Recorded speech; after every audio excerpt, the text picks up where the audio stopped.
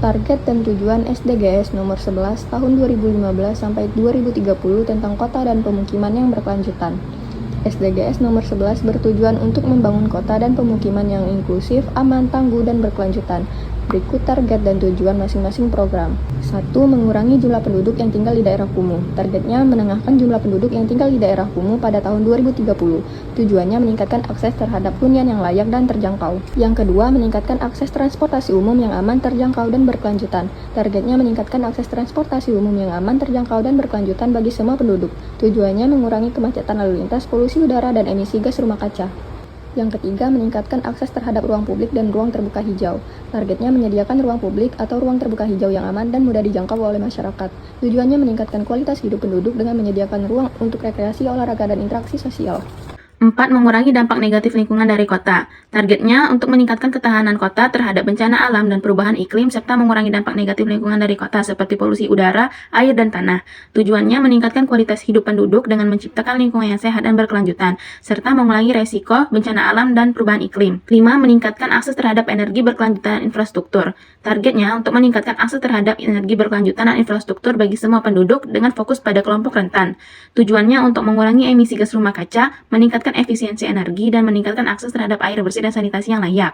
6. Meningkatkan akses terhadap layanan publik yang berkualitas.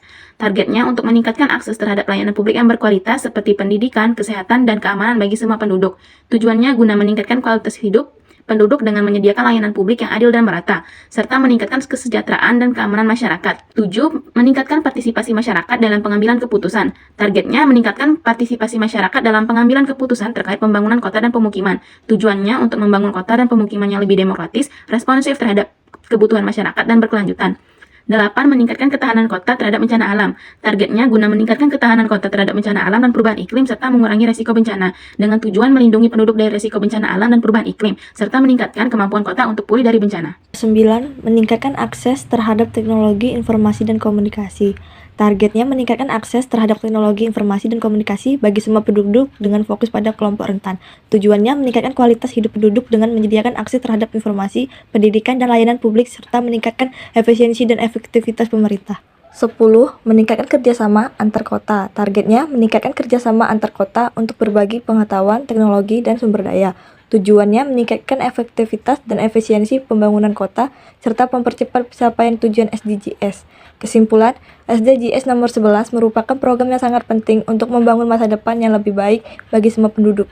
Dengan mencapai target yang ditetapkan, diharapkan kota dan pemukiman di seluruh dunia dapat menjadi tempat yang lebih aman, sehat, dan berkelanjutan untuk hidup.